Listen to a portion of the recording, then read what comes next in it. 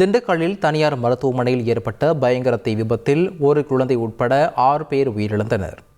திண்டுக்கல் திருச்சி சாலையில் உள்ள தனியார் எலும்பு முறிவு மருத்துவமனையில் வியாழன் இரவு திடீரென தீ விபத்து ஏற்பட்டுள்ளது. மலமளவென தீ பற்றி எரிந்ததால் சிகிச்சையில் இருந்த நோயாளிகள், உறவினர்கள், மருத்துவர்கள், ஊழியர்கள் செய்வதறியாது அலறியடித்து ஓடினர். தகவல் அறிந்து தீயணைப்புத்துறையினர் விரைந்து சென்று தீயை கட்டுப்படுத்தினாலும் சுமார் 5க்கும் மேற்பட்டோர் மருத்துவமனை லிப்டில் சிக்கியதாக தகவல் வெளியானது. மயங்கிய நிலையில் இருந்தவர்களை மீட்படையினர் மீட்டு அருகில் உள்ள மருத்துவமனைகளுக்கு அனுப்பி வைத்தனர்.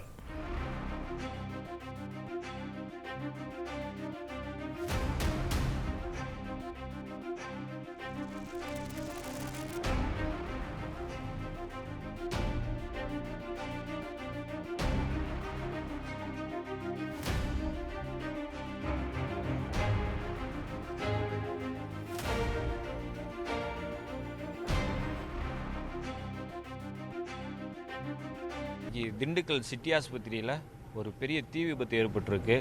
அதில் என்னுடைய தம்பி மணிமுருகனும் அவங்க அம்மா மாரியம்மாங்கிறவங்களும் அந்த ஆஸ்பத்திரியிலே இறந்துட்டாங்க. அவன் கொஞ்ச நாளுக்கு முன்னாடி கீழே விழுந்தது சம்மந்தமாக கையில் ஆப்ரேஷன் பண்ணி ஒரு கை விஷயமாக தான் அங்கே ஆஸ்பத்திரியில் சேர்த்துருந்தோம். இந்த 4 நாளுக்கு முன்னாடி கூட அவனை போய் நாங்கள் பார்த்துட்டு வந்தோம். இப்போ பார்த்தா இந்த மாதிரி அங்கே தீ விபத்து ஏற்பட்டு மூச்சு திணறலில் இறந்துட்டாருன்னு சொல்லி தகவல் வந்திருக்கு. இப்போ திண்டுக்கல் ஜிஹெச்சில் மாச்சூரியில் இருக்காங்க. புகை வந்ததுமே நாங்கள் ஆப்ரேஷன் தேட்டுக்கிட்டே இருந்தோம். என் மகன் இந்த ரூம்லையே, எங்கள் வீட்டுக்காரர் இந்த ரூம்லையே. புகை வந்ததுமே எல்லோரும் கீழேருந்து சத்தம் கேடுச்சு. கதவை திறந்து பார்த்தோம்னா பூரா புகையாக, அப்பயே கண்ணே தெரியலை, ஒன்றுமே தெரியல. என் மகனுக்கு 3 ஆப்ரேஷன் பண்ணியிருக்கு, நடக்கக்கூடாதுன்னு இருக்காங்க. இன்னும் 20 நாள் செஞ்சால் நடக்கணுமே. எங்கள் வீட்டுக்காருக்கும் கால் இல்லை, ஒரு கால் எடுத்துட்டாங்க. புகையாக வரமுனே நம்ம எதுவுமே எடுக்கக்கூடாது, கடந்து போகணுன்னு சொல்லி என் மகன் அந்த ஆப்ரேஷன் தேட்டில் ஒரு டீச்சர் இருந்துச்சு. இவனை ஆப்ரேஷன் தேட்டு இப்படி தான் இருந்தான். வேகமாக போனது அந்த வண்டியை எடுத்ததுமே காலை ஓடி, கால் என்னாலும் பரவாயில்லைன்னு எங்கள் வீட்டுக்காரர் தூக்கி வண்டியில் வச்சு இந்த சருவ பாதையில் வந்தோம்னா அவனும் பிடிக்க முடியல, நானும் பிடிக்க முடியலை. வண்டி ஓடுது அது வாட்டில்.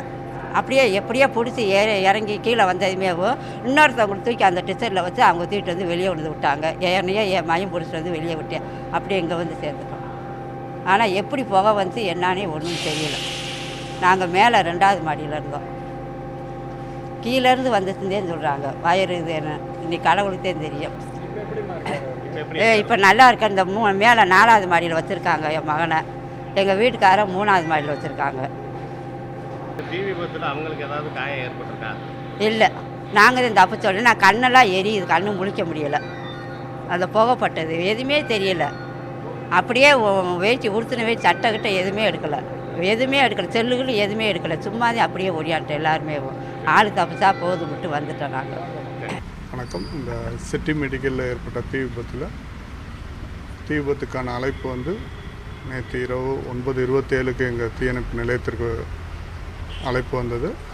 அதன் அடிப்படையில் திண்டுக்கல்லிருந்து 2 ஊர்திகளும் அதாவது ஒரு water tender, water bowser plus ERT 1, வேடச்செந்தூர்லேருந்து ஒரு வெஹிக்கிள், மொத்தமாக 4 வெஹிக்கிளும், மாவட்ட அலுவலர், 2 உதவி மாவட்ட அலுவலர்கள் மற்றும் எங்களுடைய மொத்த பணியாளர்களும் இங்கே பணிபுரிந்திருக்காங்க. இதில் கீழ்த்தளத்தில் தீ ஆரம்பித்து பரவினதுனால புகையெல்லாம் கீழ்த்தளத்துலேயும் முதல் தளத்தில் ஐசியூ இருந்த இடத்துலையும் சிறிதளவு பரவி இருக்குது. நோயாளிகள் மற்றும் பொதுமக்களை மீட்டிருக்காங்க. இதில் லிஃப்டில் இருந்த பொதுமக்கள் மட்டும் பாதிக்கப்பட்டிருக்காங்க. அதில் 8 பேரை மீட்டாங்க. அதில் 6 பேர் இறந்த நிலையில் மீட்டிருக்காங்க. வேறு இந்த ஹாஸ்பிட்டலில் தீயணைப்பு சாதனங்கள்லாம் வச்சுருக்காங்களா சார்? அதுக்கு முறையான அனுமதி தான் வாங்கியிருக்காங்களா? அது கரெக்டாக ரெனியூலாம் பண்ணியிருக்காங்களா? தீயணைப்பு சாதனங்கள்லாம் இருக்குது. இப்போ நீங்களே பார்த்துருப்பீங்க, அங்கே யூஸ் பண்ணி பாதி பயன்படுத்தின நிலையில் ஹோஸ்ரீல்லாம் கீழே கிடந்தது. நாங்கள் லைசன்ஸ் மற்றெல்லாம் வாங்கியிருக்காங்களான்னு செக் பண்ணிவிட்டு உங்களுக்கு டீட்டெயில்ஸ் சொல்கிறோம். இந்த மாதிரி பெரிய பில்டிங்லாம் தானியங்கி முறையில் பயன்படுத்துகிற மாதிரி அந்த மாதிரிலாம் எதுவும் பயன்படுத்தியிருக்காங்களா? ஏன்னா 100 பேர் ஒரு நாளைக்கு இருக்கிறாங்க. பேஷண்ட், இன்பேஷண்ட் மட்டுமே. அவுட் பேஷண்ட்டு ஒரு நாளைக்கு 100 பேர் போகிறாங்க. பார்வையாளர்கள் 100 பேர் வராங்க. கிட்டத்தட்ட ஒரு 300-400 பேர் ஒர்க்கர்ஸோடு சேர்த்து ஒரு தானியங்கியான ஒரு விஷயங்கள்லாம் இதில் பண்ணியிருக்காங்களா அந்த பில்டிங்கில்? இதில் ஹோஸ் ரீல்ஸ் இப்போ இருக்குது, ஸ்மோக் டிடெக்டர்ஸ் இருக்குது. மற்றது இங்கே ஃபால் சீலிங் போட்டதுனால இப்போ மொத்த சிஸ்டமும் இந்த இடத்துல டிஸ்ட்ராக்ட் ஆகிருக்கு. அதனால் என்ன இருந்தது என்ன இல்லைன்னு தெரியல. நாங்கள் எங்கள் ரெக்கார்ட்ஸை செக் பண்ணிவிட்டு என்ன இருக்குதுன்னு உங்களுக்கு இன்ஃபார்ம் பண்ண சொல்கிறேன். தீ விபத்துக்கான காரணம் முதல் கட்டமாக எலக்ட்ரிக்கல் தீ விபத்தாக இருக்கலாம், மின்சார கசிவில் ஏற்பட்டிருக்கலான்னு தெரியுது. ஸோ அந்த கார்னரில் தான், அந்த ரிசப்ஷனில் இருந்த எலக்ட்ரிக்கல் பேனல் பக்கத்தில் தான் தீ விபத்து ஏற்பட்டிருக்கு அதிக வாய்ப்புகள் இருக்குது. எலக்ட்ரிக்கல் ஆர் பேட்டரி ரெண்டில் எது ஒன்றுன்னு நாங்கள் இன்வெஸ்டிகேட் பண்ணணும்.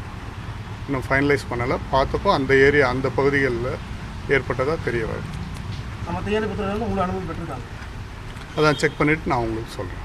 ரெக்கார்ட் செக் பண்ணிவிட்டு நான் உங்களுக்கு சொல்கிறேன். செய்திகளை உடனுக்குடன் தெரிந்து கொள்ள உடனே சப்ஸ்கிரைப் பண்ணுங்க.